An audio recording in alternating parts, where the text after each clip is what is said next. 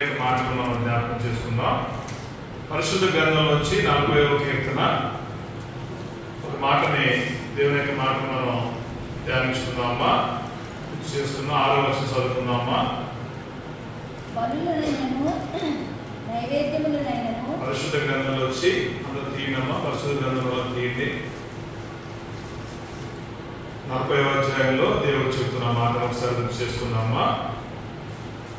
ఈ విధంగా అక్కడ దేవుని యొక్క మాట మనం తెలియపరచబడుతుందమ్మా. బలులనైనను నైవేద్యములనైనను నీవు కోరటలేదు, నీవు నాకు చెవులు నిర్మించి ఉన్నావు. దహన బలులనైనను పాప పరిహారార్థ బలులనైనను నువ్వు తెమ్మనలేదు.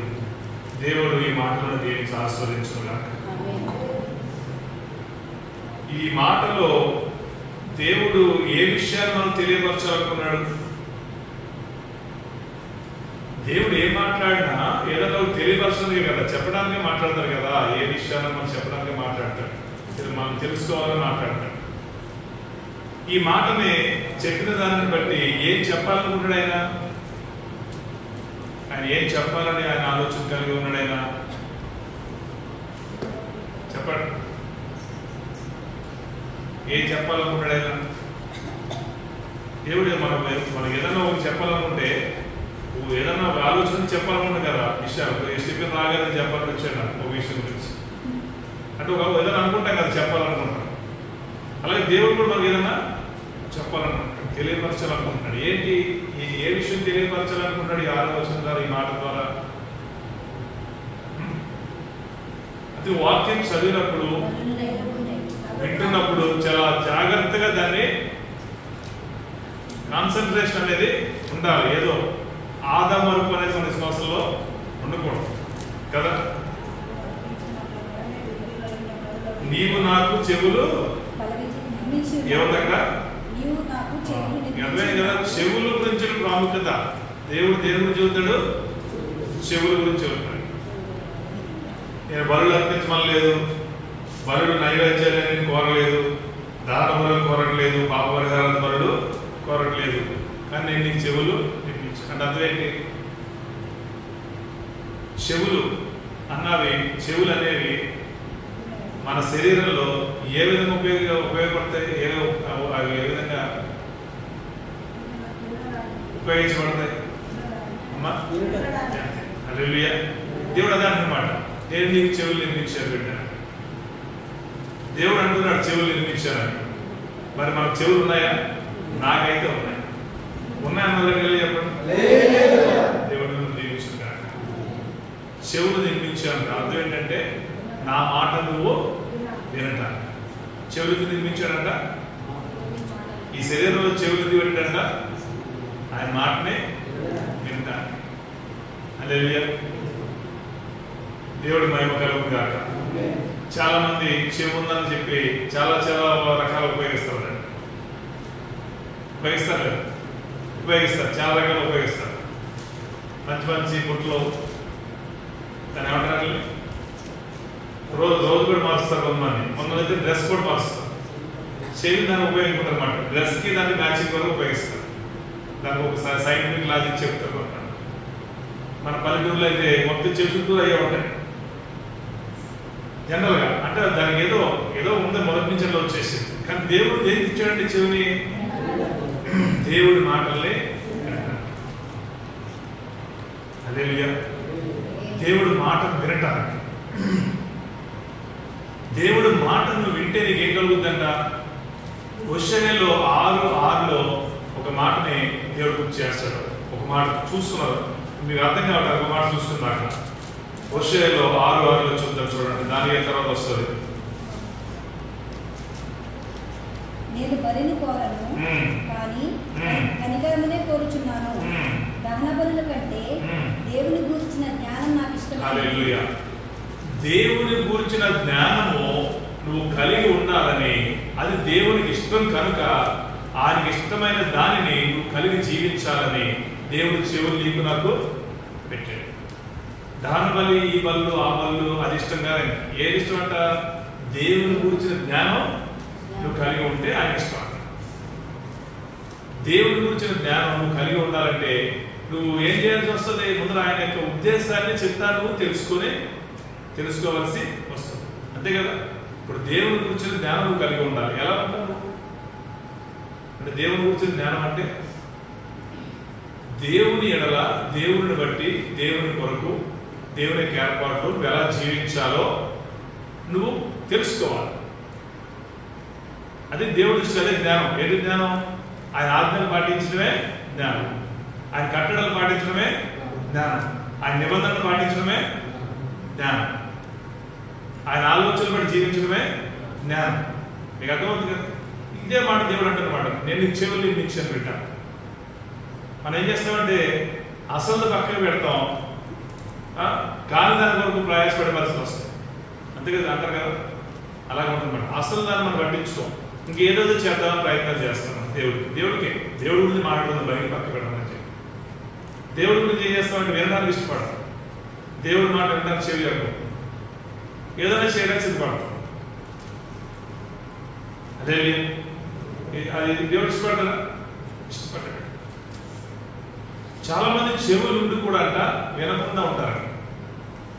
దేవుడు చెవులు ఇచ్చాడు వినడానికి, ఆయన మాటల్ని గ్రహించడానికి, ఆ మాటలు బట్టి జీవితాల్ని సరిచేసుకోవడానికి, జీవించడానికి. అది తెలుసుడు కూడా వినలో కూడా ఉంటారండి. ఎహెజ్కేలులో 12:2 మాట ఉంటుంది, అదే మాట. కొంతమంది ఉంటారు అలాంటి. ఎహెజ్కేలులో 12:2 చూడండి. నరపుత్రుడా, తిరుగుబాటు చేయి వారి మధ్య నీవు నివసించుచున్నావు. 12:2 ఎహెజ్కేలులో నరపుత్రుడా, తిరుగుబాటు చేయి వారి మధ్య నీవు నివసించుచున్నావు. వారు ద్రోహులై ఉండి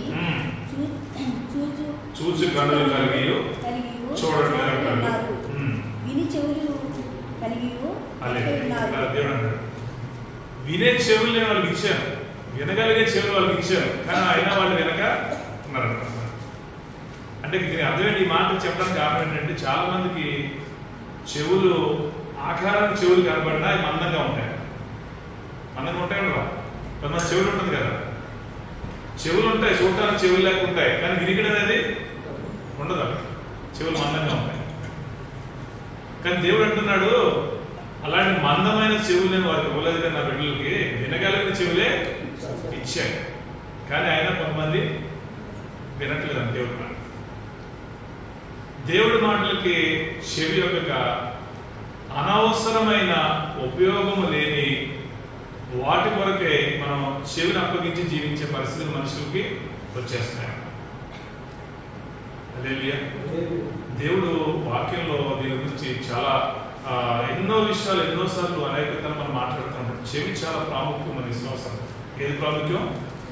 మన విశ్వాసం ఏది ప్రాముఖ్యం? చెవే.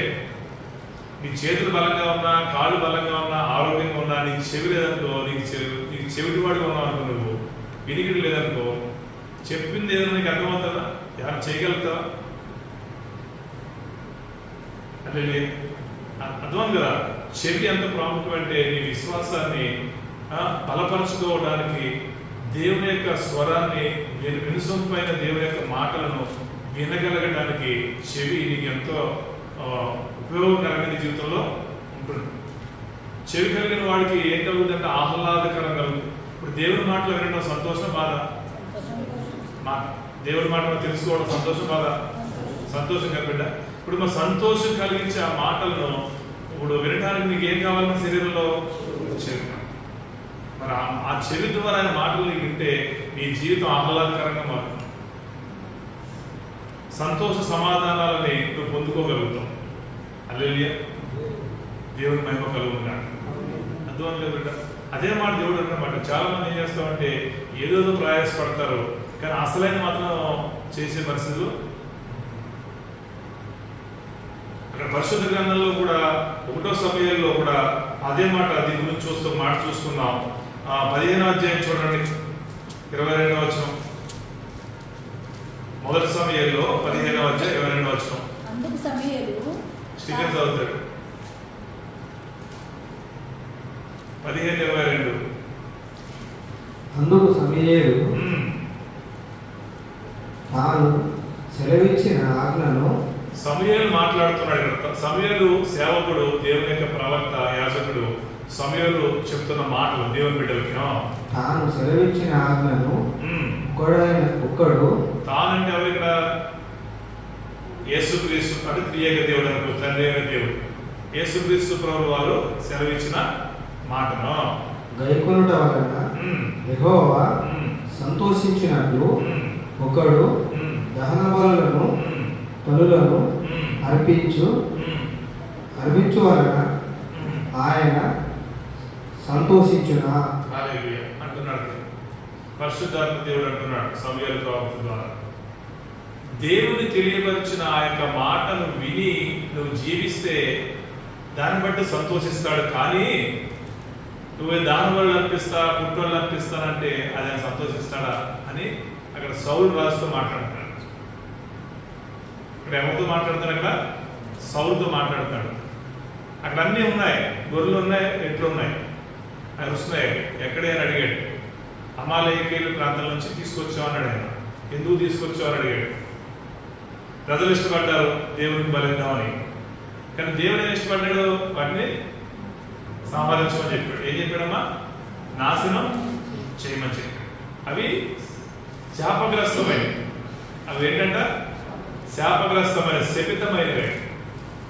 శపితమైన దానిని నువ్వు తీసుకొచ్చి దేవుడికి అర్పిస్తానంటే దేవుడు సంతోషిస్తాడా? సంతోషించలే, సంతోషించాడు. అర్థమవుతుంది కదా? శాపగ్రస్తమైనది, శపితమైనది ఏది కూడా దేవుడికి ఇష్టము కాదు. అది దేవుడు చెప్తున్నాడు మాట ఈరోజు. మాట చెవి కలిగిన వాడు వినుగాక.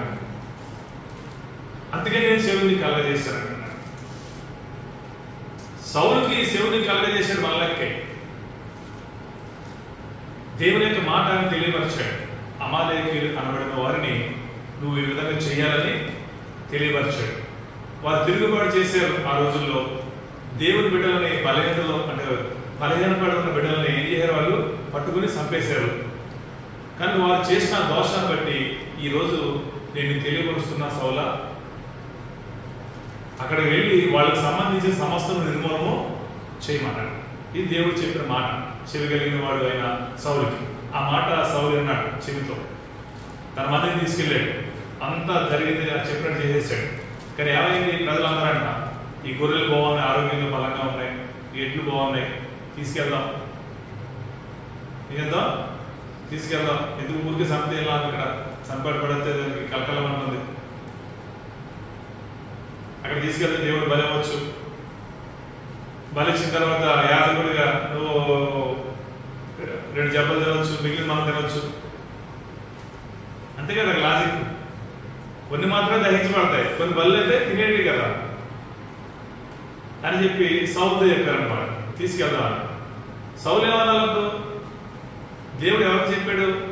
అమాలేకీయులు నాశనం చేయమని పరిశుద్ధాత్మ దేవుడు ఎవరికి చెప్పాడు? సౌలుకి చెప్పాడు. ఇప్పుడు సౌలు ఏమన్నాలి? ఆ ప్రజలు మాట్లాడినప్పుడు లేదు లేదు, దేవుడికి ఇది ఇష్టం కాదు, ఇది శాపగ్రస్తమైంది, ఏది ముట్టొద్దన్నాడు. నన్ను ఆకారం చేసి నాశనం తెచ్చాడు మిత్రులకి. ఆకారాన్ని గుర్తు చేసుకోవాలి కదా. ఆకారం తెలుసా? ఆకారం మనకు తెలుసు కదా. మన సౌలు తెలుసా తెలీదా? ఆకారం యెహోషువ గ్రంథంలో ఉంటాడు. ఎరికో పట్టణాన్ని కూల్చేసినప్పుడు అక్కడ ఉన్న ప్రజలతో ఏం చెప్పాడంటే, ఆ పట్టణం అంతా సమస్తం మీరు నాశనం చేశారు. కానీ వస్తువులు ఉంటాయి కదా, బంగారం, వెండి, ఇనుము, ఇత్తడి, ఏవైతే ఈ వస్తువులు ఈ రూపంలో ఏమైనా ఉంటే కనుక తీసుకొచ్చి దేవుని యొక్క ధనాగారంలో ఉంచండి, దేవుని పరిచర్యకి వాడబడాలని ఉంచండి చెప్పాడు. ఇంతే, మొత్తం నాశనం చేయండి. ఈ వస్తువులు కనబడితే మీరు తీసుకోవద్దు, సొంతాన్ని తీసుకోవద్దు, తెచ్చి దేవుడి యొక్క దాంట్లో ఒక అకౌంట్ పెట్టి అక్కడ అప్పచెప్పాలని చెప్పాడు. హల్లెలూయా. అన్నప్పుడు వాళ్ళిద్దరికి వెళ్ళారు. దేవుడు కార్యం చేశాడు, ఎదుగో గోడలు పూర్తి చేశాడు. ప్రజలు లోపలికి వెళ్ళారు, అక్కడ ఉన్న సమస్తాన్ని నాశనం చేశారు. ఇత్తడి, వెండి, బంగారం ఇవన్నీ తీసుకుని వచ్చేసారు. హల్లెలూయా. వచ్చిన తర్వాత ఏమైందంటే ఎరుకో తర్వాత ఇంకో పట్టణం ఉంది అక్కడ, చిన్న పట్టణం, హాయి ఏదో పేరు, చిన్న పట్టణం, చిన్న పట్టణం ఉంది అక్కడ. ఉన్నప్పుడు వీరు అంటారంట, అబ్బాయి ఎరుకోలేదంతా కొట్టేసాం అదంతా అని చెప్పి, అంతమంది అవసరం లేదు మా అందరం, నేను కొంతమంది వెళ్ళి వేసుకొచ్చేస్తాం దాన్ని అని చెప్పి బయలుదేరారంటే. బయలుదేరితే ఏమైందో తెలుసా, అవతల వాళ్ళు ఇశ్రాయేలు దేవుడి బిడ్డలని పరిగెట్టి కొట్టించారు, కొంతమంది చంపేశారు కూడా, దేవుడి బిడ్డ చచ్చిపోయారు. ఇప్పుడు రాగానే భయపడుతుంది, ఏంటి కదా తేడా కనపడుతుంది. ఎరుకోలేని పట్టణాన్నే మనం చేజిక్కించుకోగలిగాం కదా. ఎరుకో కోట బలమైన, అలాంటి దాన్ని పడగొట్టి మనం జయించగలిగే విధంగా దేవుడు మనకు సహాయం చేశాడు కదా. ఈ చిన్న పట్టణాన్ని జయించడానికి మనకి శక్తి సాలట్లేదు, ఏదో ఎక్కడో సంథింగ్ ఏదో ప్రాబ్లం జరిగింది అని చెప్పి యెహోషువ దేవుడి దగ్గర కన్నీరు కార్చి మొదలుపెట్టిన ప్రజలందరూ పెద్దలందరూ మొదలుపెట్టినప్పుడు దేవుడు అన్నాడంట స్వరంతో, నన్ను మీరు మోసం చేశారు. ఏం చేశారు? నన్ను మోసం చేశారు. సమయాల గ్రంథం చూడండి, మీకు చూస్తే అర్థమవుతుందని చెప్పి వాక్యం చూపిస్తాను. మీకు చెప్పేస్తా కానీ నేను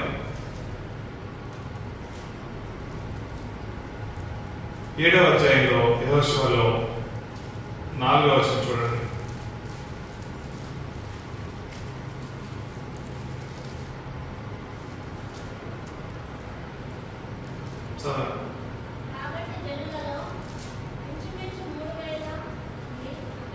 వెళ్ళారంట.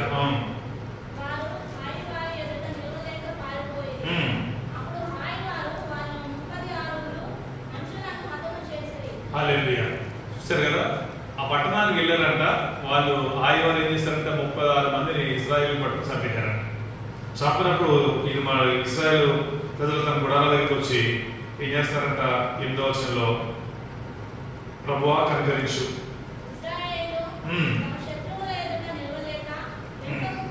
సరిపోద్దమ్మా, అక్కడ ప్రార్థన చేస్తాం. తర్వాత చూడండి, అక్కడ దేవా కనికరించు. ఏంటి పరిస్థితి? ఇలా వ్యతిరేకమైన పరిస్థితి కనపడుతుంది, అనుకూలమైన పరిస్థితి లేదు.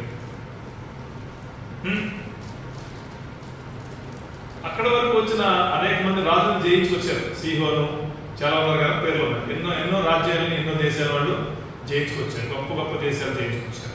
కానీ చిన్న పట్టణమైన హాయిని దగ్గరికి వెళ్తే వీళ్ళకి అవమానం వచ్చింది, ప్రాణాలు పోయింది అని చెప్పి మోకరించి ప్రార్థన చేసినప్పుడు అక్కడ దేవుడు మాట్లాడటం మొదలెట్టాడంట. ఏమని? 10వ వచనంలో యెహోషువతో దేవుడు మాట్లాడుతున్నాడంటే, ఏమని?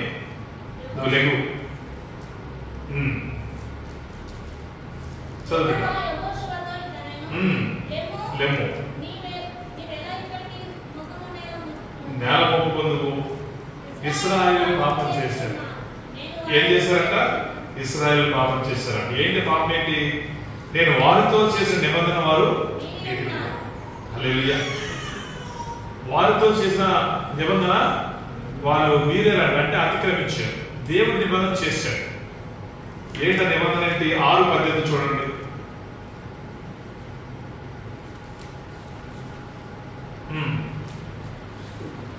శపించబడిన దానిలో కొంచెమైన మీరు తీసుకునే ఎడల మీరు శాపగ్రస్తులై ఇశ్రాయేలు పాదములకు శాపము తెప్పించి దానికి బాధ కలగ చేయదురు కనుక శపింపబడిన దాన్ని మీరు ఉంటారు.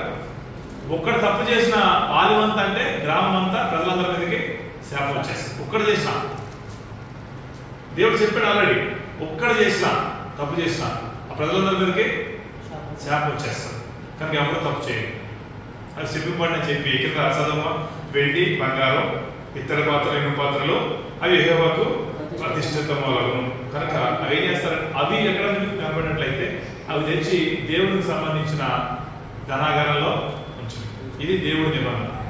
ఇవి ఒప్పుకున్నారు వీళ్ళు. కనుక యుద్ధానికి వెళ్ళారు. దేవుడు యుద్ధంలో సహాయం చేశాడు, జయాలు పొందుతున్నారు.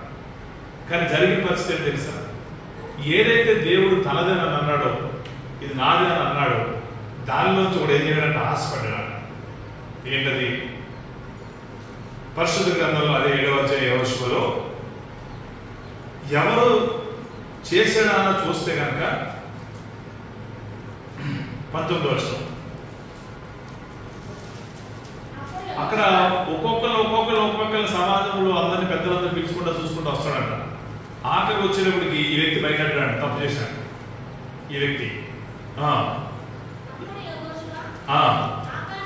ఆకాంత అన్నాడంట,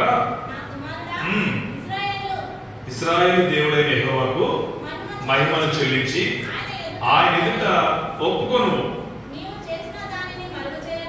నువ్వు ఏం చేసావో దాన్ని మరుగుపరచకుండా ఒప్పుకుని నాకు తెలియపరచు. నేను వేడుకుంటున్నా, బతిమాలుకుంటున్నా. ఏమన్నాడు? వేడుకుంటున్నాడు, ఆజ్ఞాపించట్లేదు. యెహోషువ దుఃఖం తప్పిలే, అక్కడ బాధ వస్తుంది. ఎరుకోలేని పట్టణానికి యుద్ధం చేసినప్పుడు ఒక్కడు కూడా చచ్చిపోలేదు. అలాంటిది హాయి చిన్నది, చిన్నదంటే బాగా స్వల్పం. అలాంటి దానికి 36 మంది ప్రజలు పోగొట్టాడు.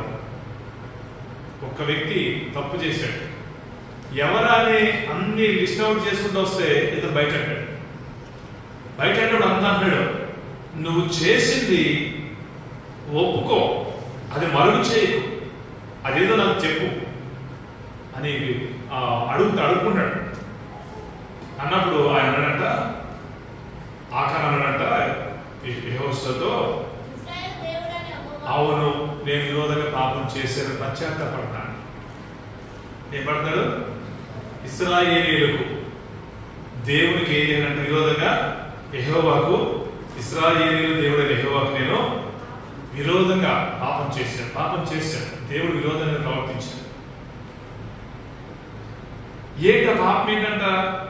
అక్కడ దొరికిన సొమ్ములో 21వ వచనంలో దొరికిన సొమ్ములో మంచి చీనారు పై వస్త్రం అంట, పట్ట అంట, 200 తులములు వెండిని, 50 తులములు ఎత్తుగల ఒక బంగారు కమ్మిని, అంటే వెండి బంగారు వస్త్రం.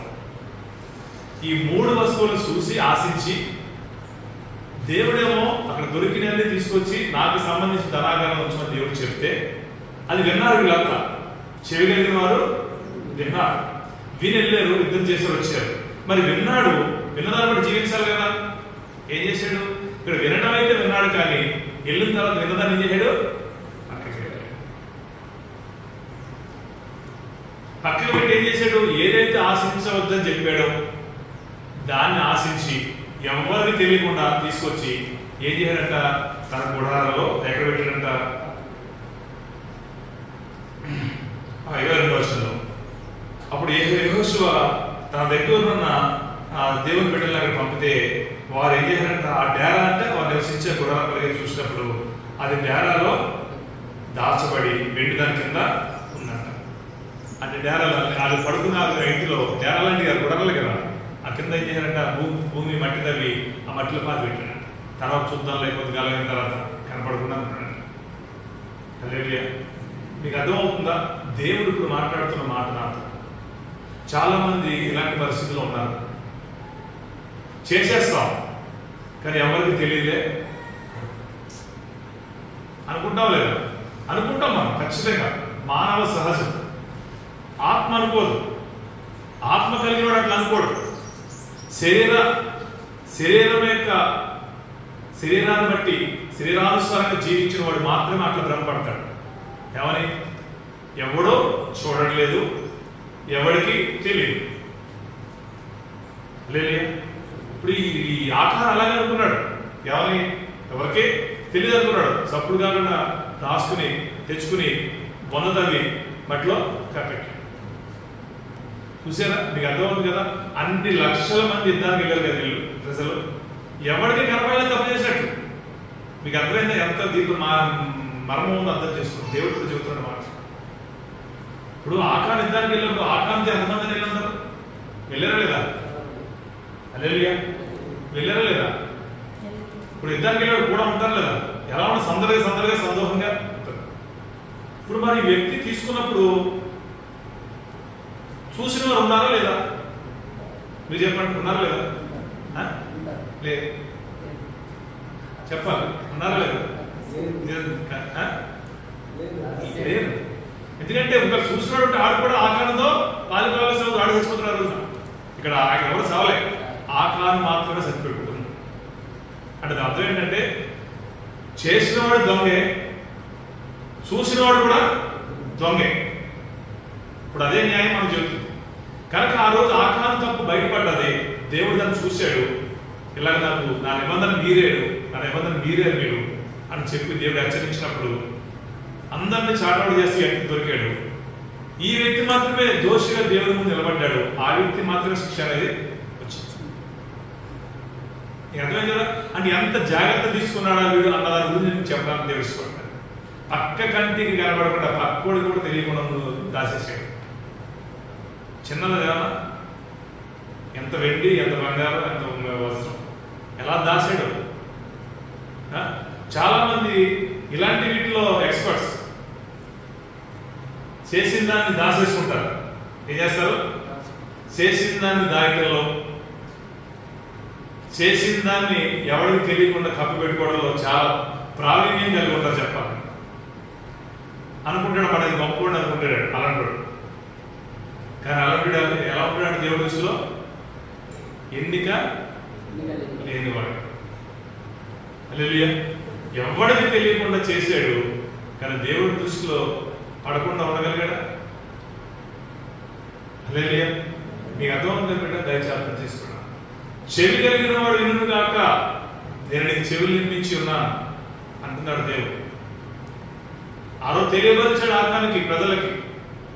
అందరూ ఆ మాటలు విని జాగ్రత్తగా జీవించారు. ఈ ఒక్కడు మాత్రం ఏం చేయాలి? ఆశించి హల్లెలూయా. దేవుడి మహిమ కలుగును గాక. మీకు అర్థమైంది లేదా? దహన బలులు, ఈ బలులు ఆ బలులు సమాధాన బలులు అర్పించడం కంటే దేవుని యొక్క మాట విని జీవించేవాడంటే ఆయన ఎంతగానో సంతోషిస్తాడు. దేవుడిని సంతోషపరచాలి, దేవుడు నన్ను బట్టి సంతోషించాలి అన్నవారు ఎంతమంది ఇక్కడ చేతులు తల్లి దేవుడు దీవించుగా. దేవుడు నిన్ను బట్టి సంతోషించాలని నువ్వు అనుకుంటే కనుక నువ్వేం చేయాలి? దేవుడి మాటని రోజు విని గ్రహించి జీవించాలి. దేవుడి మాట నీకు జ్ఞానాన్ని కలగజేస్తుంది. ఏం కలగజేస్తుంది? జ్ఞానం. జ్ఞానం జ్ఞానం నీకు దీర్ఘాయువును అనుగ్రహిస్తుంది. ఆ జ్ఞానం నీకు ధనఘనతలని తెచ్చిపెడుతుంది. ఆ జ్ఞానం నీకు వివేచన కలగజేస్తుంది. ఎలా జీవించాలి, ఎలా బతకాలి, ఎలా బతకూడదు తెలుస్తుంది. అలాంటి జ్ఞానాన్ని దేవుని యొక్క మాట నీకు కలగజేస్తుంది కనుక, కలగజేసి జ్ఞానాన్ని కలగజేసి ఆ మాటను వినగలిగిన చెవుడు దేవుడు నీకు ఇచ్చాడు కనుక, కలిగిన నా చెవులను బట్టి ఏం చేయకూడదు? విననొల్లకుండా నువ్వు ఉండకుండా వినేవాడిగా నువ్వు ఉండాలి. హల్లెలూయా. దేవుడి మహిమ కలుగును గాక. అర్థమవుతుంది కదా? ఇప్పుడు ఆకారం చేసిన పని విన్నాడు.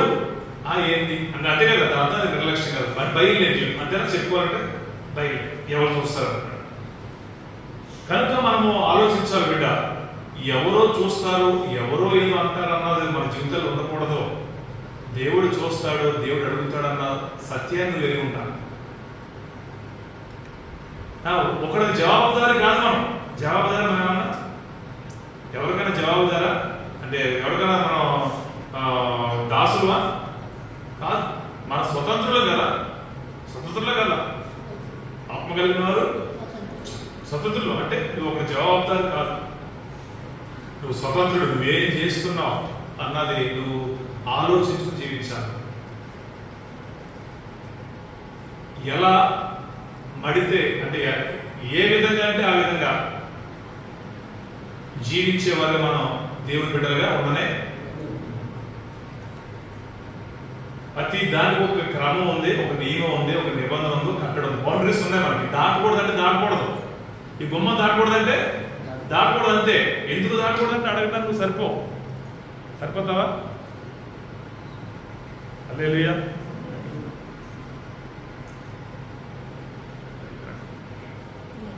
హల్లెలూయా. మీకు అర్థమవుతుంది కదా ఎందుకు దాటకూడదని ప్రశ్నించే అది ఉండనే ఉండకూడదు. హెజ్కేలుని ప్రవర్తన దేవుడు ఏమన్నాడు? ఒక పక్క పడుకోమన్నాడు కదా, ఒక పక్కనే పడుకోమన్నాడు. కొన్ని రోజులు అలాగే పడుకున్నాడు. కొన్ని రోజులు చూడాలంటే మనం ఒక గంట ఒక పక్కన పడుకోగలుగుతామా? ఎవరైనా పడుకుంటారు అట్లా? కాళ్ళు తిమ్ముళ్ళు వచ్చి, చేతులు తిమ్ముళ్ళు వచ్చి, ఒక రాత్రికాల సమయం నిద్రలో ఎన్నిసార్లు ఇటు తిరుగుతాం అడు తిరుగుతామో, ఎన్నిసార్లు దాన్ని చచ్చిపోయి హల్లెలూయా కదా. కానీ యెహెజ్కేలు దేవుడు చెప్పాడు ఏమని? ఇలాగే కుడి పక్కకే ఎడం పక్కకే అలాగే పడుకున్నాడు. యెహెజ్కేలు చెప్పాడు, మనుషుల యొక్క మలంతో రొట్టెని కాల్చుకున్నాడు. మీకు అర్థమైంది కదా? యెహెజ్కేలు ప్రవక్తకి చెప్పాడు, ఆయన విన్నాడు, దాని ప్రకారమే ఇలా ఎందుకు చేయాలి, ఈ విధంగా ఎందుకు పడుకోవాలి, పడుకుంటే మాత్రం అవుతుందా ఆయన ఎదురు ప్రశ్నించలే. హల్లెలూయా. మీకు అర్థమవుతుంది బిడ్డ? యెహెజ్కేలు ఏముంది అక్కడ? మరియు నీవు ఎడమ పక్కన పండుకొని ఉండి ఇశ్రాయేలు వారి దోషమును దాని మీద మోపవలెను. ఎన్ని దినములు నీవు ఆ తట్టు పండుకొందువో అన్ని దినములు నీవు వారి దోషమును భరింతువు. ఇశ్రాయేలీయులు వారి దోషమును నీవు భరించినట్లుగా వారి దోషములు చేసిన సంవత్సరం లెక్క చొప్పున నీవు 309 దినములు నీకు 390 దినములు నిర్ణయించి ఉన్నావు. ఆ దినములు గడిచిన తరువాత కుడి పక్కన పండుకొని ఉండి 40 దినములు యోధా వారి దోషమును భరించవలెను. ఎడమ పక్కనేమో ఇశ్రాయేలు వారి దోషం, కుడి పక్కనేమో యోధా వారి దోషం. ఎన్ని రోజులంట? 390 దినములేమో. ఎక్కడ పడుకోవాలంటే ఎడమ పక్కనే పడుకోవాలి. పడుకున్నప్పుడు ఎలా పడుకోవాలి? ఎడమ పక్కనే పడుకోవాలి. ఎప్పుడు పడుకున్నా? హల్లెలూయా. నీకు అర్థమైంది లేదా? తర్వాత అయిపోయిన తర్వాత యోధావారికి దోషం కింద 40 దినములు. అంటే యోధా కంటే ఇశ్రాయేలు దోషం బహు ఘోరం ఎక్కువ కనుక అన్ని రోజులు ఇచ్చాడు, అన్ని సంవత్సరాలు దోషం మనం భరించాల్సి వచ్చింది. నీకు అర్థమైంది కదా? ఆ మాట విన్నాడు, ఆ మాట ప్రకారంగా జీవించాడు. దేవుడి మాట ఆ వ్యక్తితో తెలియపరిచినప్పుడు ఆ తెలియపరచుకుని ఆ మాటను వినగలిగిన చెవుడు దేవుడు కలగజేసిన దాన్ని బట్టి విన్న ఆ మాటను బట్టి అలా జీవించి ఆ దోషాన్ని పరిహరించినట్టుగా మనం చూస్తాం. హల్లెలూయా. నీకు అర్థమవుతుంది కదా? ఆకాను చెప్పిన మాటను విన్నాడు, వినలేదు అన్నట్టుగానే జీవించి తన కుటుంబం అంతా నాశనం అయిపోయింది. ఒక్క వ్యక్తి తప్పు పాలనకి అంటే ప్రజలందరికీ నాశనం తెచ్చాడు. అది అట్లా పెడితే తన కుటుంబం అంతా నాశనం కారణం అయ్యాడు. యెహోషువ చూడండి, ఆ మాట చూసుకున్నాం. యెహోషువ ఆకారం చేసిన ఆ తప్పు మరి ఒక్కడే చేశాడు, కుటుంబాలు కూడా ప్రేరేపించగలరు. ఎందుకంటే ఆడవాళ్ళు యుద్ధానికి వెళ్ళరు కదా, ఇతనే యుద్ధానికి వెళ్ళాడు కదా కదా.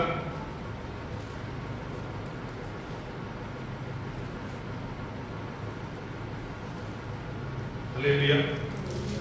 ఆ పరిశుద్ధ గ్రంథంలో యెహోషువ 7వ అధ్యాయాలు చూసి 24వ వచనం చూడండి.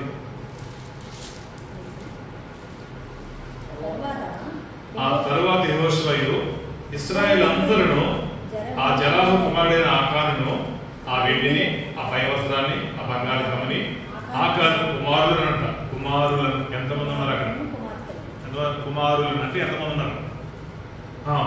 తర్వాత కుమార్తెలను ఎంతమంది కుమార్తెలు? పెద్ద కుటుంబం ఇది. ఇంకెలాంటిది? పెద్ద కుటుంబం, కుమారులు కుమార్తెలు గల కుటుంబం. అతను కలిగిన ఎద్దులు గాడిదలు, దానికి మంద, 1-2 కాదు. మంద ఎట్లా అంటారు? 2-3 ఉంటే మంద అంటారా?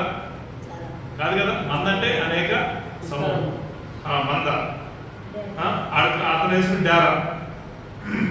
డేరా అంటే గుడారాన్ని వారికి కలిగిన సమస్తమును పట్టుకొని దగ్గరలో ఉన్న ఆకోరు అనే ఒక లోయలోనికి వాళ్ళందరినీ తీసుకొచ్చి అప్పుడు అన్నాడంట, బాధ పెట్టావు. ఏమని? నువ్వు దేవుడిని బాధపరిచావు, దేవుడి నిబంధనని నువ్వు తిరుగుబాటు చేసావు, దేవుడు చెప్పిన మాట నువ్వు విన్నక దేవుని అవమానించావు, దేవుడిని తిరుగుబాటు చేసావు కనుక దేవుడు ఈరోజు నీకు అనుమతిస్తున్నాడని 26వ వచనం ఏం చేశారంట? రాళ్లతో వాళ్ళందరినీ ఏం చేశారంట?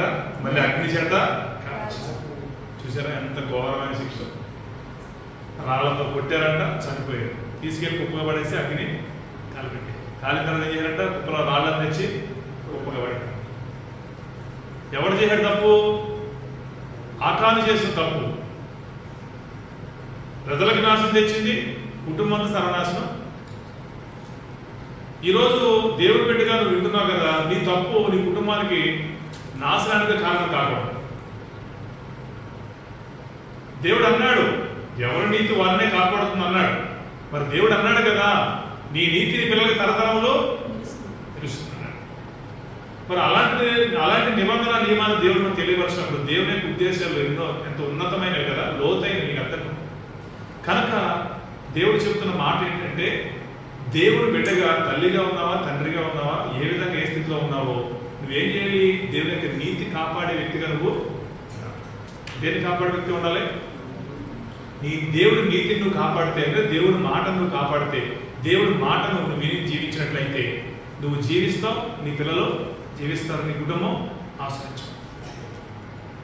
ఆశించకూడదు ఆశించాడు ఆకారం. అంతే కదా. నేత్రాస బట్టను చూడగానే మంచిగా అనిపించింది. శరీరాస జీవడమ్మో బంగారం వెండి చూడగానే ధన వ్యామోహం, ధనం మీద ఉన్న వ్యామోహం, వస్త్రం మీద ఉన్న వ్యామోహం దేవుడి యొక్క మాటను విననొల్లకుండా ఆకారాన్ని చేసేసి. మీకు అర్థమైంది మాట? వ్యామోహంతో. ఇప్పుడు ఈ వ్యక్తి దేన్ని ఇష్టంగా ఇచ్చినట్టు? దేవుడి మాటను ఇష్టంగా ఇచ్చాడా? ఏ సంబంధమైన వాటిని ఇష్టంగా ఇచ్చాడా? మనం దేన్ని ఇష్టంగా ఎంచుకుంటున్నామో మన జీవితాన్ని మనం సరి చేసుకోవాలి. సౌలు అన్నాడు, సౌలుతో దేవుడు చెప్పాడు ఈ విధంగా నువ్వు చెయ్యి అమానీయుల గురించి అని చెప్పినప్పుడు చేయకుండా ప్రజల యొక్క అభిప్రాయాలను విని మనుషుల యొక్క మాటలను విని దేవుని యొక్క మాటనే వినవాడిగా అయిపోయాడు. కనుక ఏం పోగొట్టుకున్నాడు? తన జీవితాన్ని తన కుటుంబాన్ని నాశనం చేసుకోవాలి. సౌలు కుటుంబం నాశనం అయిపోయింది లేదా?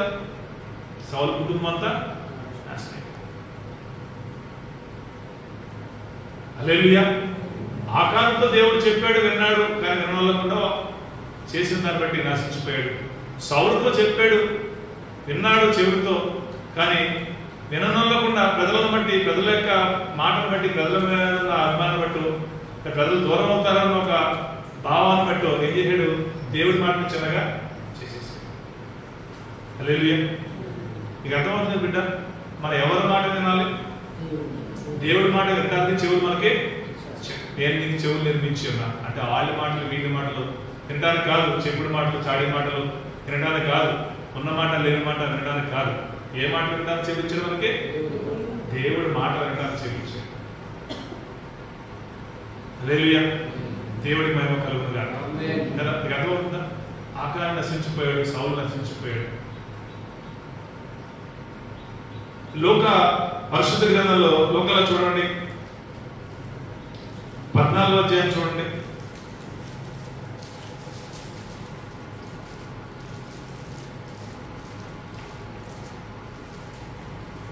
ఆఖరి వచ్చిన చదవండి.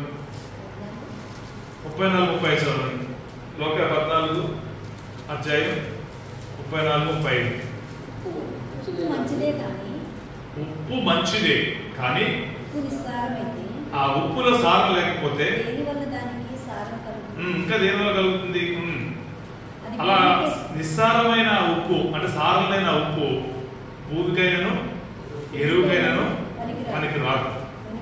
కనుక అలాంటి ఉప్పును, సారం లేని ఉప్పును, ఉపయోగపడిన ఉప్పును ఏం చేస్తావు? నువ్వు బయట పారేస్తావు.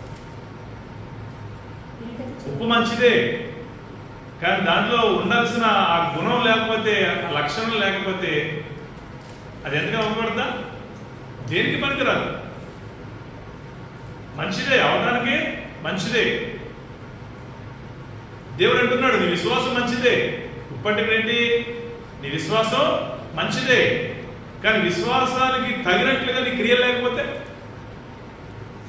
ఉప్పు పనికిరానట్లుగా, ఉప్పు బయట పారవేసినట్లుగా పనికిరాని విశ్వాసాన్ని కలిగి ఉన్న ఎవరైనా కానీ రేపటి రోజున దేవుడు అలాగే బయట పారేయాలి.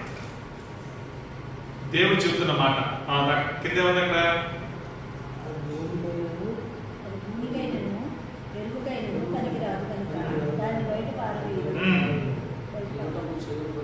తెలుసా ఇంకా వినుటకు చెవి కలిగిన వాడి మాటను వినుగాక. దేవుడు అంటున్నాడు వినుటకు చెవి కలిగిన వాడి ఈ మాట వినుగాక. ఏ మాట? విశ్వాసంలో క్రియలనేవి లేకపోతే వాడు రేపటి రోజున బయటికి పారవేయబడతాడు, విసిరివేయబడతాడు. హల్లెలూయా. వాడు ఏం చేస్తాడంట? బయటికి విసిరేయబడతాడు. బయట ఏముంటుంది అక్కడ? అగ్ని ఆరదు. హల్లెలూయా. కానీ ఏముండాలి మళ్ళా మన దాంట్లో? మన విశ్వాసం ఏముండాలి? సారం కలిగిన విశ్వాసం ఉండాలి, క్రియలు కలిగిన విశ్వాసం ఉండాలి. అలా ఉండాలంటే ఎలా ఉండాలంటే విన్న ఆ మాటను బట్టి ఏం చేయాలి? జీవించే వ్యక్తిగా. హల్లెలూయా. దేవుడికి మహిమ కలుగును గాక కదా. ఆ పైన 14 అధ్యాయం తర్వాత చదవండి, ఎన్నో విషయాలు దేవుడు తెలియపరుస్తాడు. ఆ 14 అధ్యాయులు అంటున్నమాట, నాకంటే ఎక్కువగా ఎవరిని ప్రేమించాడు. ఇప్పుడు సౌలు ఎవరిని ప్రేమించాడు? దేవుడి కంటే మనుషుల్ని ప్రేమించాడు. దేవుడు మనం పక్కగా పెట్టాడు. మనుషులను ప్రేమించిన దాన్ని బట్టి, మనుషుల యొక్క ప్రేమను బట్టి, మనుషులు ఆధారం చేసుకున్న జీవితాన్ని బట్టి ఏమైపోయింది? ఈ విశ్వాసంలో సారాన్ని కోల్పోయాడు. కనుక కోల్పోయిన ఆ సారాన్ని బట్టి, క్రియలైన విశ్వాసాన్ని బట్టి దేవుడు ఆ వ్యక్తిని చేసాడు? దూరంగా పెట్టేశాడు. సౌలు దూరం అవడానికి కారణం ఏంటి? అంతే కదా. చెప్పిన మాటను విని కూడా చేయని దాన్ని బట్టి దేవుడు ఆ వ్యక్తి దూరం పెట్టాడు. హల్లెలూయా. దేవుడు పక్కన పెట్టేసరికి అవసరం లేదు. సమయాలు ప్రార్థన చేస్తాడంట, బాధపడుతూ రోధిస్తూ. ఎవరి గురించి? సౌలు గురించి. అప్పుడు దేవుడు అన్నాడంట, సరిపోతుంది నీ ప్రార్థన ఆపాడనంట. ఏమంటారు? సరిపోతుంది, ఎందుకు కదా బాధపడుతూ రోధిస్తూ ప్రార్థన చేస్తావు? నా ఉదయాన్ని తెలుసుండి కూడా, నా ఉదయం తెలుసుండి కూడా, నా ఆలోచన తెలుసుండి కూడా, నా మాట తెలుసుండి కూడా చెయ్యని ఆ వ్యక్తి గురించి ఎందుకు ప్రాధాయపడతావు? నాకెందుకు మొరపెడతావు? అవసరం పక్క పెట్టు. ఇదిగో నా ఉదయానుసారం నేను ఒకనే కనుగొన్నాను. నా ఉదయాన్ని ఎరిగిన దాని ప్రకారం జీవించేవాడు నాకు నేను తెలుసుకున్నాను. అతను నాకు అవసరం, నాకు ఇష్టం. అతనంటే పోయి అతను అభిషేకించమని ఎక్కడ పంపించాడు? దావీదు దగ్గరికి పంపించాడు. సౌలు గురించి చేస్తున్న ప్రార్థన ఆపించేసి దావీదు దగ్గరికి పంపి దావీదు గారిని అభిషేకించి దావీదు గురించి ప్రార్థన చేయమని. హల్లెలూయా. కానీ శరీరాన్ని బట్టి సౌలు, మన సమూయేలు సౌలు అంటే ఎంతగానో ఇష్టం, చాలా ఇష్టం. సౌలు అంటే మంచి మనిషి సౌలు. కానీ ఏం చేశాడు? రాను శరీరాన్ని బట్టి ఏమైపోయింది? ఆ విశ్వాసాన్ని కోల్పోయాడు, సారం కోల్పోయాడు. మొదట ఉన్న విశ్వాసం అతనిలో, మొదట ఆసక్తి కలిగిన వ్యక్తి సౌలు. దేవుడి మాటలు బట్టి ఆసక్తి. ఆ ఎబిష్కులోనే ఉంటారు, ఎబిషియలు ఉంటారు వాళ్ళు. ఆ వ్యక్తి రాజు యుద్ధానికి వచ్చినప్పుడు ఆ ఎబిషియల్ పక్షం యుద్ధం చేయడానికి ఆ రోషం కలిగి యుద్ధం చేసిన దేవుడు, యుద్ధం చేసిన వ్యక్తి దేవుడి పక్షంగా. రాను ఆ రాజరికపు అలవాట్లు, ఆ రాజరికపు గొప్పతనం వంటబట్టిన తర్వాత ఇది ఎక్కడ పోతుందో, ఈ రాజరికం పోతే నా బతికేదో, పిల్లలు బతికేదో అని ఏమైపోయాడు?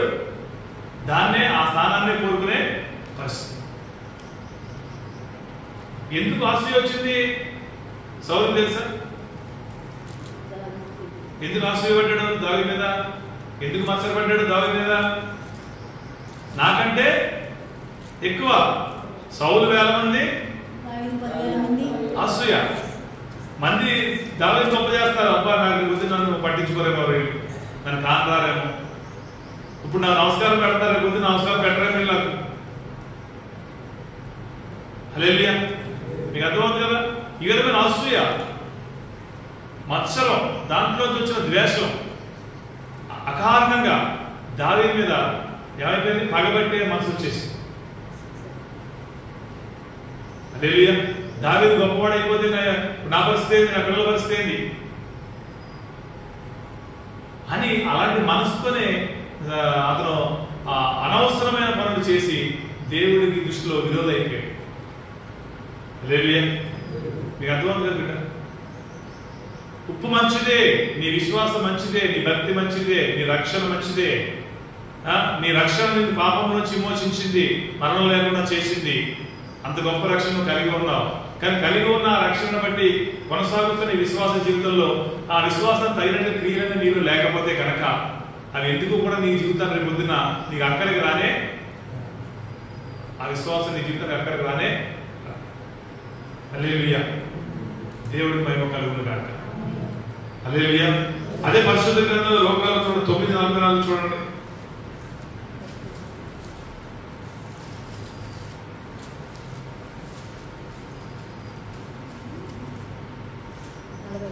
ఆయన చేసిన కార్యములను చూసి అందరూ ఆశ్చర్యపడుచుండగా 9:44 ఈ మాటలు మీ చెవులలో నాటనీయుడి. ఎలా ఉండాలంటే దేవుడి మాట ఎలా ఉండాలి? నాటుకుపోవాలి, పై పైన ఉండకూడదు. దేవుని యొక్క మాటలు ఎలా ఉండాలి? మన జీవితంలో నాటుకోవాలి. నాటబడిన విత్తనం ఫలిస్తుందా? ఎక్కడ చెట్టు నాటబడిన విత్తనం అది ఎదుగుతుందా? ఇప్పుడు విత్తనం నాటుకోకపోతే ఏమవుతుంది? ఎండిపోతుంది కదా. నాటుకున్న విత్తనం ఏమవుతుంది ఆటోమేటిక్గా? కనుక నా మాటలు మీ హృదయాలలో మీ చెవులలో ఏమవ్వాలి? నాటుకోవాలి, బలంగా నాటుకోవాలి. ఇది పై పైన వినేవాళ్ళగా ఉండొద్దు. ఆ సారాన్ని గ్రహించే లోతైన ఆసక్తి, అలాంటి మనసును కలిగి ఏదో అలా విన్నాం కదా.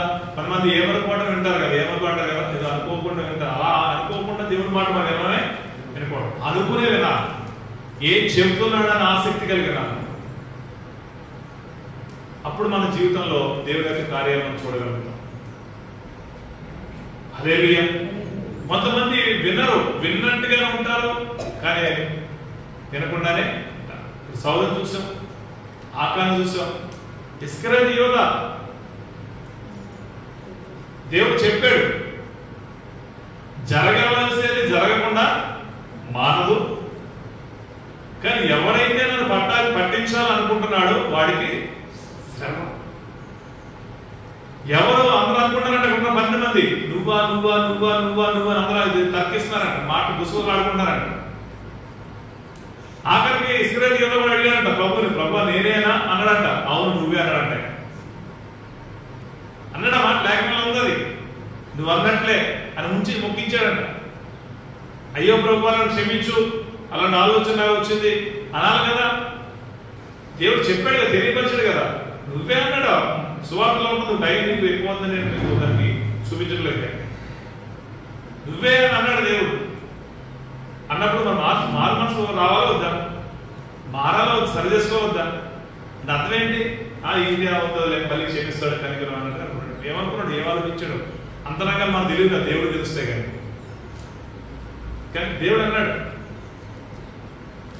అలా చేయొద్దు అన్నాడు. అలాగా చేయొద్దని చెప్పాడు. చెప్పినప్పుడు ఆ మాట విన్నప్పుడు ఏం చేయాలి? వెంటనే దేవుని మాటకి లోబడి వాళ్ళు పిలిచినా అప్పగించు అని అడిగినా 30 తులాల నాణ్యాలు, 30 తులాలు వెండి, 30 కాసులు, 30 తులాలు వెండి నాణ్యాలు.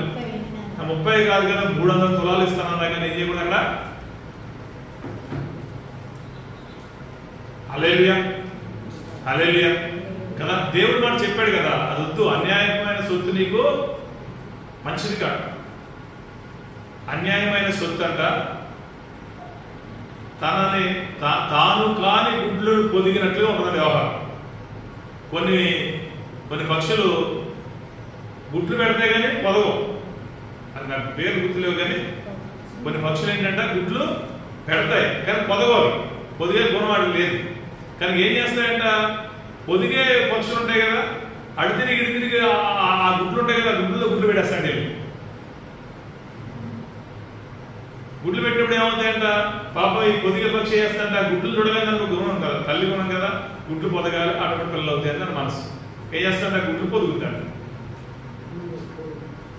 ఆ గుడ్లని పొదుగుతుందంట. పొదిగిన తర్వాత ఏమవుతుంది, గుడ్లు పొదిగినప్పుడు తేడా తెలియదు కదా, చిన్నగా ఉన్నప్పుడు తేడా తెలియదు కదా. ఏమవుతుంది, రూపం అది ఆకారం పెరిగినప్పుడల్లా, వయసు ఎదిగినప్పుడల్లా ఆటోమేటిక్గా రూపం తెలుసుకుంటారు. అప్పుడు నా పిల్ల అంటే ఉంటుంది. అది లెక్కలు వచ్చిన తర్వాత దానికి రూపమే సంబంధం ఉండదు, దానికి స్వరమే సంబంధం ఉండదు, దాని తిండే సంబంధం ఉండదు, దాని గురవే సంబంధం ఉండదు. కలిసి ఉంటుందా? కలిసి ఉంటుంది, ఎగిరిపోతుంది. అట్లాగేనంట అక్రమంగా సంపాదన ఒక రోజు అట్లాగే ఎగిరిపోతుంది. హల్లెలూయా. మీకు అర్థమైంది కదా. అందుకే దేవుడు అంటాడనమాట, ధన వ్యామోహం, ధనాపేక్ష అనేది ఒక విశ్వాసంలో ఒక విశ్వాసం ఉండనే. ధనం కావాలి, దేవుడు తెలుసు. దేవుడే అన్నాడు కదా, నన్ను ప్రేమించేవారు నాస్తికి నాకు మహిమేశ్వరులు ప్రతి అవసరం వారిని తలగా ఉంచుతా, పైవాడిగా ఉంచుతా. పొద్దునేది వాళ్ళకు ఉండనే, వాళ్ళు గనులుగా ఉంటారు, ఇతరులకు ఇచ్చేవారు కానీ ఎన్ని దేవుడేస్తాడు. అలాంటి ఆశీర్వాదం మనం పొందుకోవాలి. అది మనం నిలబడతారు, అది మనకి ఎప్పుడు నిలబడదు. హల్లెలూయా. దేవుడు మహిమ కలుగును గాక కదా. అర్థమైన బిడ్డ, ఇస్కరియోతు యోధాతో దేవుడు చెప్పాడు, విన్నాడు, విననొల్లని వాడుగా జీవించాడు. చరిత్రలో ఎవడో చనిపోయిన రీతిలో చనిపోయాడు. సౌలుతో చెప్పాడు, సౌలు కూడా ఏం చేశాడు, విననొల్లని వాడుగానే ప్రవర్తించాడు. కానీ ఏమైంది, రాజ్యాన్ని తన కుటుంబాన్ని పోగొట్టుకున్నాడు. ఆఖానికి దేవుడు చెప్పాడు, అది చేయొద్దు, అది దేవుడికి అప్పగించాలి అని. కానీ ఏం చేశాడు, విననొల్లని వాడుగా జీవించాడు, నిర్లక్ష్యంగా తిరుగుబాటు చేశాడు. ఏమైపోయింది, తను తన కుటుంబం కలిగినంతా కూడా అగ్నికి ఆహుతైపోయింది. హల్లెలూయా, హల్లెలూయా. దేవుడికి మహిమ కలుగును గాక. అర్థం చేసుకోండి బిడ్డ, మనం వినాలి. మనం వింటున్నాం, చెవులు. అందుకే నేను చెవులు కలగజేశాను. జక్కయ్యతో దేవుడు చెప్పాడు. ఎప్పుడైతే దేవుడు చెప్పాడో అతను ఉన్న పాపం అంతా బయటికి వచ్చేసింది. కానీ ఏమైనాడు, వెంటనే ఒప్పుకున్నాడు, దాచుకోలేదు. ప్రభువా నువ్వు చెప్పావు, ఈరోజు నాకు అర్థమైందని. నేను అన్యాయమైన సొత్తు సంపాదించాను, ఇదిగో 1కి 4 చెల్లించేస్తున్నా. ఇంతకుముందు పేదవాళ్ళు కనబడితే ధర్మం చేసే గుణం నాలో లేదు, కానీ నువ్వు ధర్మం చేయమన్నావు. సహాయం కొరకు ఎవరైనా ఆశిస్తే కనుక వారికి సహాయం చేయమని చెప్పావు. ఆ మనసు ఇంతకుముందు నాకు లేదు. ఇప్పుడు నువ్వు చెప్పావు కనుక, నీ మాటలు నేను విన్నాను కనుక ప్రభు ఇదిగో ఇప్పుడు 1కి 4 తిరిగి చెల్లించేస్తున్నాను. లేని వారికి వేదలు ఎక్కడ కొరకు నా ఆశను సగం దానం చేస్తున్నాను. దేవుడి మాటలు విని దాని ప్రకారంగా జీవించిన దాన్ని బట్టి అప్పుడు యేసుప్రభు వారు అన్నారంట, ఇతను కూడా అబ్రహాము కుమారుడే.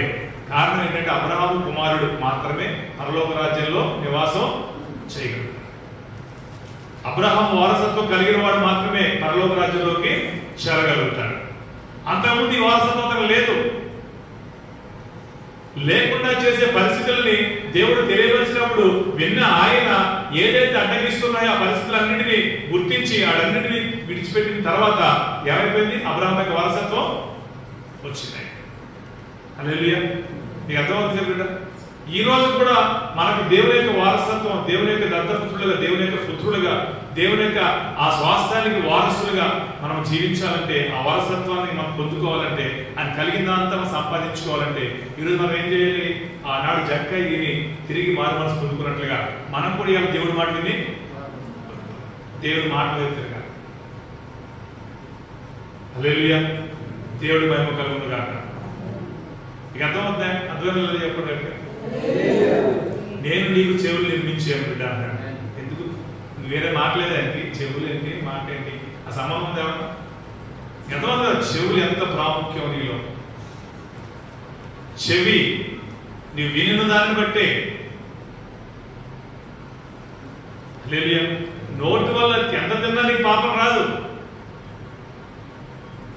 తినడం వల్ల పాపం అనేది లేదు. తినడమా తినకూడదు నీ ఇష్టం. కానీ నువ్వు వినిన దాన్ని బట్టే, నీ హృదయంలో ఆలోచించిన దాన్ని బట్టే, నువ్వు మాట్లాడిన దాన్ని బట్టే మొత్తం నీ పాపం అనేది. హల్లెలూయా. దయచేసి అర్థం చేసుకోండి బిడ్డ.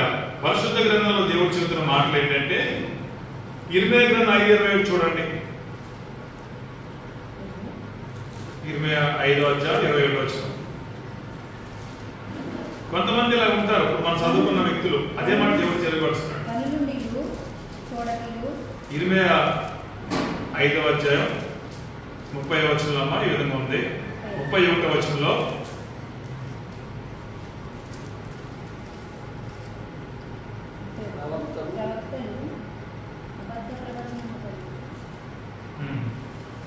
5:27 చూద్దాం. ఫస్ట్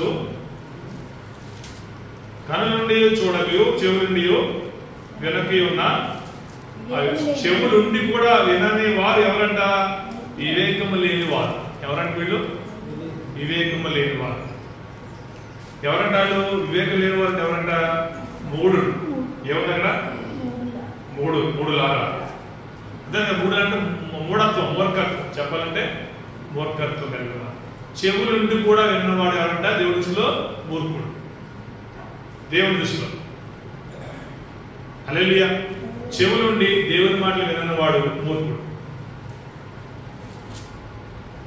ఎందుకంటే దేవుడు మాట వినని దాన్ని బట్టి ఆ వ్యక్తి వివేకాన్ని కోల్పోతున్నాడు. వివేకం రావట్లే. వివేకం అంటే ఏంటి? ఆలోచన విధానం రాదు, ఆ గ్రహించే శక్తి రాదు. కొంతమందికి అనుకోండి ఇచ్చామనుకోండి, దాన్ని ఇలా చూస్తాడు. ఏం చేయాలి? వలసిస్తానికి అర్థమవుతుంది. కొంతమంది చేస్తారు అలాగే తినేసే పరిస్థితి.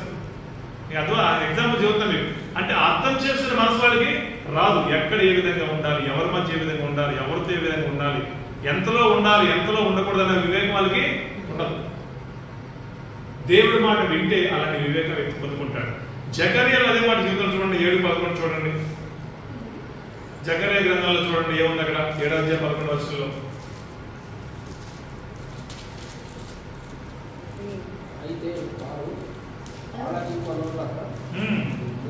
వారు ఆలకింపనొల్లగా మూర్ఖులై వినకుండా చెవులు చూసుకున్నారండి. వీళ్ళు ఇలాంటి బ్యాచ్ అనుకుంటున్నారు. ఇలాంటి వాళ్ళు ఉంటారు. హల్లెలూయా కదా. ఏంటి ఏం చెప్పాడంటే దేవుడు పైన 8వ వచనం చూడండి. 9వ వచనం. సైన్యములకు అధిపతి యెహోవా ఇలా ఆజ్ఞ ఇస్తున్నాడు. ఇలా ఆజ్ఞ ఇచ్చి ఉన్నాడు ఏంటంటే సత్యమును అనుసరించి మీరు తీర్పు తీర్చండి. మన మాట ఎలా ఉండాలి? ఒక వ్యక్తి గురించి మాట్లాడినప్పుడు ఎలా ఉండాలి? దేని అనుసరించి మాట్లాడాలి నువ్వు? సత్యం అంటే యోహాను సువార్త 17:17 సత్యం అంటే వాక్యం. ఏంటంట? వాక్యం. వాక్యం అనుసరించే ఒక వ్యక్తి గురించి మాట్లాడాలి. అంతేగాని నీకు నచ్చినట్లుగా వ్యక్తి గురించి మాట్లాడాలి. నీకు తోసినట్లుగా వ్యక్తి గురించి మాట్లాడు. జడ్జిమెంట్ చేయదు. అదే కదమ్మా. నాకేదో మనసు వచ్చిందని చెప్పి స్టిఫెన్ గురించి నేను ఏదో అన్నాను అనుకోండి, దేవుడి దృష్టిలో ఎలా ఉంటుంది? నచ్చుతుందా? నచ్చదు. నాకు నచ్చినట్లుగా మాట్లాడితే కుదరదు. నా మనసు తగినట్లుగా, నా ఆలోచన తగినట్లుగా ఏదో మాట్లాడేస్తే దేవుడు ఇష్టపడడు. నేను ఒక వ్యక్తి గురించి మాట్లాడానంటే, ఒక స్టిఫెన్ గురించి మాట్లాడానంటే ఎగ్జాంపుల్ వాక్యాన్ని బట్టి మాట్లాడాలి. ఒక గంగాధర్ గురించి మాట్లాడాను అనుకోండి, సపోజ్ వాక్యం ద్వారానే వాక్యాన్ని బట్టి మాట్లాడేదని ఉండాలి. ఏదైనా తప్పు చేసినా ఎందుకు చేస్తుంది? తప్పుల వాక్యం బట్టి కాదు. ఈ విధంగా మాట్లాడాలి తప్పితే ఏదో నాకు అధికారం ఉందని చెప్పి, నాకు గొప్పదనం ఉందని చెప్పి ఏదో ఇలాగా ఒక రకమైన పరిస్థితుల్లో మాట్లాడానుకో, అది దేవుడు ఇష్టపడతాడా? అదే మాట్లాడండి. చదవండి. సత్యం అనుసరించే మీరు తీర్పు తీర్చండి. అదేవిధంగా ఒకరి ఒకరు ఎలా ఉండాలంట? కరుణ ఉండాలంట. వాత్సల్యత కనపరచాలి. ఏముండాలి? సహోదరులుగా మనం ఎలా ఉండాలి? ప్రేమ, వాత్సల్యత. దేవుని బిడ్డలకు ఎలా ఉండాలి? ఒకరు ప్రేమ, వాత్సల్యత. వీటిలో ఏమొచ్చేస్తాయంటే కనికరం వచ్చేస్తుంది, దయ వచ్చేస్తుంది, జాలి అన్నీ వచ్చేస్తాయి. ఒకరేలా అలాంటి మనసు ఉండాలి సహోదరులు. ఇది దేవుడు చెబుతున్న మాట. ఈరోజు చెవిగలిగిన వారు వినుడు కాక. నువ్వు మాట్లాడే మాట ఒక వ్యక్తి గురించి వాక్యాన్ని బట్టి నువ్వు మాట్లాడాలి. నీకు నచ్చినట్టుగా మాట్లాడకూడదు. అలా మాట్లాడడానికి నువ్వు తప్పులు పడతావు. నువ్వు నేరస్తుడిగా దేవుడి దృష్టిలో. ఒకరి గురించి ఎప్పుడు చెడు ఆలోచించుకోండి. మీరు సంఘంలో చాలా మంది ఉన్నారు. అంటే మనం ఉన్నారంటే మన సంఘంలో అనుకుంటాం. అసలు ఎవరి గురించి చెడు మనం అనుకోకూడదు. పాజిటివ్గా ఉండాలి. ఒకరు హెచ్చుతగ్గులుగా అనుకోకూడదు. భేదాలు పెట్టుకోకూడదు. నేను గొప్ప అనే కాళ్ళ దగ్గరేసి వాడు తక్కువ అని చెప్పి అట్లా మనలో అనుకో. ఎవరిని ఏ విధంగా దేవుడు వాడుకుంటాడో ఆ విధంగా వాడబడి దేవుని యొక్క ఆశీర్వాదం మనం పొందుకోవాలి. అంతే. దేవుని యొక్క కృప. అంతే కదా. ఆత్మ కృప అదే ఆత్మవరాలు అంటే ఏంటి తెలుసా? ఆత్మకార్యాలు అంటే కృప తెలుసు కదా. ఏంటి ఆత్మఫలాలు అంటే? ఆత్మవరాలు అంటే ఏంటి? ఇప్పుడు ఒకరు బోధించే వర్గిస్తాడు, ఒకరు బుద్ధి చెప్పి వర్గిస్తాడు. గతమే కదా. ఒకరికి సహకరించి వర్గిస్తాడు, మేలు చేసి వర్గిస్తాడు. అంతే. ఒకళ్ళు ఆదరించే వరం ఇస్తాడు, ఒకళ్ళు ప్రార్థించే వరం ఇస్తాడు, ఒకళ్ళు స్వస్థపరిచే వరం ఇస్తాడు, ఒకళ్ళు ప్రవశించే వరం ఇస్తాడు. నీకు అర్థమవుతుందా? పరిశుద్ధ గ్రంథంలో లేఖనాలు ఉంటుందా? కొరింథీ రాసిన పత్రికలు అన్నీ ఉంటే సంఘానికి ఆతిథ్యం చేయడం అనుకోండి, ఒకడు ప్రార్థన చేయడం అనుకోండి, ప్రార్థన చేసాడు ఎక్కువేం కాదు, ఆతిథ్యం ఇచ్చడం తక్కువేం కాదు. అర్థమైందా? చేయి పెడితే స్వస్థత వచ్చింది, వాడు గొప్పవాడేం కాదు. ఇక్కడ ఊడ్చేవారు నువ్వు ఉపసారం చేశావు కదా, ఇది తక్కువేం కాదు. నీకు అర్థమైంది లేదా? నీకు అర్థమవుతుందా? దేవుడు అట్లా నిలబెట్టుకున్నాడు అంతే. ఆ వ్యక్తి ఈ వ్యక్తి దేవుడి దృష్టిలో సమానమే, హెచ్చు తగ్గు దేవుడి దృష్టిలో ఉండనే. హల్లెలూయా. కానీ ఎవరికి ఏ పని దేవుడు ఇస్తాడో ఆ పని బాధ్యతగా మనం చేయడమే మనకి ఎంతో ఆశీర్వాదం. నేను ఇదే చేస్తాను, నేను ఎందుకంటే చెయ్యను అంటే కుదరదు. చాలా మంది తింటారు కానీ ప్రేమ తీరు. కారణం ఏంటంటే వాళ్ళకి అవమానం. నేనే ప్లేట్ తీస్తేనండి కానీ నేను అందరూ ప్లేట్ తీస్తాను. హల్లెలూయా. చాలా ప్లేట్లు తీరు. నేను ఆ ప్లేట్ కడిగేది, ఎవడు కడగకపోయినా స్టీఫెన్ తిన్న ప్లేట్ కడగకపోయినా నేను అడుగుతాను. దేవుడు యొక్క సత్యాన్ని వాక్యాన్ని. హల్లెలూయా. మీకు అర్థమవుతున్నాయి కదా? అట్లా ఎప్పుడు హెచ్చులకు అనుకోకూడదు. కూడా ఆదమాన్ని వెళ్ళిపోతాడు అనుకోకుండా, ఏదో ఒక ఆలోచన వెళ్ళిపోతాడు, అలా పెట్టి వెళ్ళిపోతాడు. అది కడగకుండా వెళ్ళిపోయాడే, అది కడగకపోతే కడుక్కోవాలి, పోయిందా? హల్లెలూయా. అలాంటి మనసు నీకు ఉంటే సమాధానం కొనసాగలుగుతా. కానీ ఆ మనసు లేదనుకో నువ్వు ఏమవుతుంది, వైరం వచ్చేస్తుంది. ఆడు ఎక్కువ, ఇది తక్కువ. ఈ భేదాలకి కారణం అనుమానానికి ఇతను పడిపోతాడు. అది ఎప్పుడు పడిపో అవకాశం కూడా. మన పొలంలో ఏ విత్తనం వేస్తాం? గంజాయి వేస్తావా, గోధుమలు వేస్తావా? హల్లెలూయా. అర్థమైంది కదా? గంజాయి విత్తనాన్ని నీకు నువ్వుగా నీ పొలంలో వేసుకునేవాడిగా ఉండకూడదు. వేసేవానికి ఏమవుతుంది? రేపు రోజున వచ్చి లాక్కెళ్ళి లోపల వేస్తారు. హల్లెలూయా. ఎంతమంది కదా? ఇప్పుడు అది గంజాయి లాంటి మనసు మనం ఏం చేయకూడదు, దాన్ని వదిలి ఉంచుకోకూడదు, పక్క పడేయాలి. ఇప్పుడు స్టీఫెన్ మీద కోపం మంచిదా? మాట అనుకుందాం, మంచిదా? కోపం ఉండకూడదు అన్నప్పుడు ఏం చేయాలి? కోపాన్ని ఏం చేయాలి? అంతేకాని కోపం అలాగే పెట్టుకున్నాను అనుకోండి, ఏమవుతుంది? అది మహావృక్షం ఏమవుతుంది? జీవితాన్ని మీకు అర్థమవుతుంది అనుకుంటా దేవుడి మాట. కనుక ఒకరి ఏడలో ఒకరు దేవుడి బిడ్డలు ఎలా ఉండాలి? కరుణ వాత్సల్యత కలిగిన వారిగా, ప్రేమను కనపరిచే వారిగానే ఉండాలి, ప్రేమించే వారిగానే ఉండాలి, ఆదరించే వారిగానే ఉండాలి, తగ్గించుకునే వారిగానే ఉండాలి, మేలు చేసేవారిగానే ఉండాలి, ఉపకారిగానే ఉండాలి. హాని చేసేవాడు ఉండనే ఉండకూడదు. కీడు నీ జీవితంలో ఒక వ్యక్తి కీడు కలిగించే వ్యక్తిగా ఉండనే ఉండకూడదు. శరీరాన్ని దాచుకునేవాడిగానే ఉండకూడదు. ఏం చేయాలి? దేవుడి కొరకుని ఉపయోగించే వ్యక్తిగా ఉండాలి. చాలా మంది శరీరాన్ని సుఖంగా పిలుస్తారు, నా దగ్గరికి వస్తే వాడి జీవితం మారిపోతుంది. హల్లెలూయా. మృతమా మారిపోతాం, వెంటనే మృతం. పాపం లోపల రెస్ట్ తీసుకుని మనసు ఉన్నా కానీ అయ్యి చూస్తాడేమో, కంట్లో పడతాడేమో, ఎందుకు వచ్చిందని చెప్పి బయలుదేరుతాం, చేస్తుందా? హల్లెలూయా. అంటే సేవ, పరిచర్య, సువార్త, విశ్వాసం ఇవన్నీ ఏం చేయాలి? తగినట్టుగా మన ప్రవర్తన. హల్లెలూయా. హల్లెలూయా. ఇప్పుడు శరీరం ముందు నీకు శ్రమ అనిపిస్తుందేమో, కానీ రేపు పొద్దున దేవుడు నీకు ఇవ్వబోయే ఆ బహుమానం ముందు, ఆ పరిస్థితుల ముందు ఎంతగానో సంతోషిస్తాడు. తనను తాను నలగొట్టుకున్న వాడు రేపటి రోజు దేవుడి దృష్టిలో ఎంత గొప్పగా ఎంచబడతాడు, ఎంత సౌకర్యమైన సుఖకరమైన జీవితాన్ని, సౌఖ్యమైన జీవితాన్ని పొందుకుంటాడు. కానీ ఈ రోజంట, ఈ దినాలంట, దినమెల్లా మనం ఎలాంటి వారు అంట? దేవుని బట్టి వధించడానికి సిద్ధపరచబడిన గొర్రెల వలె. హల్లెలూయా. దేవుడికి మహిమ కలుగును గాక. మీకు అర్థమైంది బిడ్డ? కనుక అలా ఉండకూడదు అన్నమాట. ఇంకేముంది అక్కడ? విధవరాండ్లకు, తండ్రి లేని వారికి, పరదేశులను, దరిద్రులను ఏం పెట్టకూడదంట? బాధ పెట్టకూడదట. వాళ్ళు అంటే విధవరాళ్ళు, తండ్రి లేని వారు, పరదేశులు, దరిద్రులు, నాలుగు కేటగిరీలు చూస్తారు ఇక్కడ దేవుడు. ఇలాంటి వారిని నువ్వు బాధ పెట్టే పరిస్థితి నువ్వు ఉండనే నీలో ఉండకూడదు. పాపం చాలా ఇప్పుడు తండ్రి లేని వారు ఎలా ఉంటారు? కుంగిపోయి ఉంటారు. వాళ్ళని ఆదరించేవాడు ఉండడు, వాళ్ళని చెప్పేవాడు ఉండడు, సరి చేసేవాడు.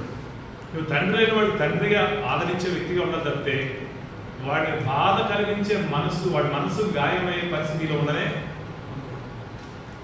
విధవరాళ్ళు అంటే చిన్న చూపు చూసే పరిస్థితి ఆ రోజులు. ఇప్పుడు ఆ పరిస్థితి లేదనుకోండి. అలాంటి వారిని ఏం చేయాలి? దేవుడు ప్రేమను చూపించే వ్యక్తులుగా మనం ఉండాలి. హల్లెలూయా కదా. పరదేశులు, ఇది చాలా ఇంపార్టెంట్. పరదేశం అన్నారు. ఈ పదం బట్టే మన రాష్ట్రం రెండుగా అయిపోయింది. అది శరీరం బట్టి. హల్లెలూయా. శరీరం బట్టి అయింది. ఆత్మను బట్టి మనకు ఆ విధంగా ఉండొచ్చా? ఇప్పుడు దేవుడు ఒక దేశానికి దేవుడా, ఒక ప్రాంతానికి దేవుడా కదా. ఈ శూన్యం, ఈ సమస్తానికి సృష్టికర్త ఒక్కడే. ఆయన బిడ్డలుగా మనం అన్నప్పుడు దేవుడు ఒక్కడే, దేవుడు చెందిన వారు మనం అన్నప్పుడు నీది నాది, నువ్వు వేరు నేను వేరు అన్న భావం వ్యక్తులు రానే రాదు.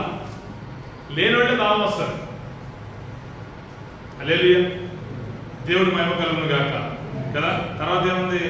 మీ హృదయమందు సహోదరులు అనబడిన వారికి, సహోదరులలో ఎవ్వరికి కీడు చేయ ఏముంది అక్కడ? తలంపుల్లో కూడా రావద్దు. కీడు చేయటం తర్వాత వాడికి హాని చేద్దాం, వాడి కీడు చేద్దాం, వాడికి అవమానిద్దాం, వాడు తక్కువ చేద్దాం, ఈ విధంగా తలంపుల్లో కూడా రానే. తలంచకూడదు అక్కడ. తలంచకూడదు అంటే ఆలోచనలో పుట్టనే. సహోదరులకు ఎవ్వరికి కీడు చేసే మనసు నీలో ఆలోచన పుట్టనే. ఇప్పుడు ఈ ఆలోచన ఎవరిలో ఉంది? సౌలుకి ఏ ఆలోచన వచ్చింది? దావీదుకి హాని చేయాలని ఆలోచన లేదా? సంపాదన ఆలోచించదు లేదా? మరి వచ్చినప్పుడు దేవుడు ఏమన్నాడు? తీసేయమని చెప్పాడు. తీసుకొస్తున్నాడా? తీలే. దాని బలంగా నాటుకుని జీవించాడు. ఆఖరికి వాడే నాశనం. హల్లెలూయా. దేవుడి మహిమ కలుగును గాక. దేవుడు అంటున్నాడు, ఇలాగ చెప్తేనంట ఈ మాటలు బట్టి వారు ఆలకించడానికి ఇష్టపడలేదంట. ఈ మాటలు వారు వెళ్ళలేదంట. అలాంటి వారు ఎవరంట? మూర్ఖులు. అలాంటి వారు ఎవరంట? మూర్ఖులు. వినని వారు ఎవరంటే ఈ మాటలు వినకుండా, ఈ మాటల ప్రకారంగా బతకకుండా, ఈ మాటలు బట్టి జీవించకుండా, తనకు నచ్చినట్టుగా తనకు ఇష్టానుసారంగా జీవించేవాడు ఎవడంటే దేవుని దృష్టిలో అలాంటి వాడిని గోధుమలు వేసి రోడ్డులో దంచినా కానీ వాడు పొట్టు అదే సామెతలు ఉంటుంది కదా, అదే కదా. కానీ అలాంటి వారి శోభతను పట్టనే, అలాంటి వారి సహవాసం ఉండనే. మూర్ఖులతో సహవాసం చేయమన్నాడు వద్దన్నాడు. చాలా డేంజర్. అలాంటితో సహవాసం చేస్తాడు. వాడు చిక్కుపడతాడు, వాడు నాశనం అవుతాడు, వాడితో కూడా ఉన్నాడు కూడా నాశనం చేస్తాడు. హల్లెలూయా. దేవుడు అంటున్నాడు, బిడ్డ నేను నీకు చెవులు నిర్మించి ఉన్నాను అంటున్నాడు. కనుక దేవుని యొక్క మాటలను మీ చెవులలో బలంగా నాటుకుని ఆ మాటలను బట్టి మీరు జీవించాలని దేవుడు కోరుకుంటున్నాడు. హల్లెలూయా. ఒక దావీదు దేవుని యొక్క మాటలు నాటబడిన తర్వాత ఏ విధంగా జీవించాడు. ఒక అబ్రహాము దేవుని యొక్క మాటలు చెవులలో నాటుకుని ఆ నాటబడిన ఆ యొక్క మాటలను బట్టి తన జీవితకాలం అంతా ఎంతగా జీవించాడు, ఎలాంటి యథార్థంగా విశ్వాసంలో జీవించాడు. అతని యొక్క విశ్వాసంలో అతని యొక్క ఏదైనా క్రియలు కనబరిచి జీవించాడు. అబ్రహాము యొక్క విశ్వాసంలో క్రియలు కలిగి విశ్వాసం అయినా జీవించాడు. యాకోబు పత్రికలో ఉంది కదా, అతనిలో సారం ఉంది. ఆ విశ్వాసంలో ఏముంది? సారం ఉంది. సారం కలిగిన వారిని దేవుడు ఇష్టపడతాడు, ఉపయోగించుకుంటాడు. ఉపయోగపడుతుంది కానీ కోరుకుంటాడు. సారం లేనిది ఆయన ఉపయోగం ఉందా? హల్లెలూయా. సారం లేనిది అంటే చక్కెర ఉంది, ఎందుకు వేసుకుంటావు చక్కెర? నువ్వు తీపి కొరకు వేసుకుంటావు. ఆ తీపి అనే గుణం నాలో లేదనుకోండి, పేరుకి కనబడడానికి షుగర్ లెక్క ఉంది, దానివల్ల నీకు ఏమైనా లాభం ఉందా? కిలోలు లెక్క వేసుకునే ఉందా? పాకం వస్తుంది, పాకం వచ్చిన తర్వాత తీపి లేదనుకోండి, ఏమైనా లాభం ఉందా? హల్లెలూయా. మీకు అర్థమవుతుంది కదా. సారం లేని, దాని గుణాలు లేని అవి ఎందుకు పనికిరావో, ఏ విధంగా పనికిరావో అలాగే మనం కూడా క్రియలను లేకపోతే, సారం లేకపోతే దేవుని ఏర్పాటులో కూడా మనం ఉపయోగపడలేము. దేవుడి మహిమ కలుగును గాక. ప్రార్థన చేసుకున్నాం, దేవుడి మాటలు దీవించును గాక. దేవుడు అంటున్నాడు, నేను నీకు చెవులు నిర్మించి ఉన్నాను, నేను నీకు చెవులు నిర్మించి ఉన్నాను, నా మాటలో నాటుకుని జీవించి బిడ్డా. నీ జీవితంలో కార్యాలు జరుగుతాయి, నువ్వు దేవుడి కార్యాలు చూడగలుగుతావు. దేవుడు తెలియపరుస్తున్నాడు. ప్రార్థన చేసుకుందాం.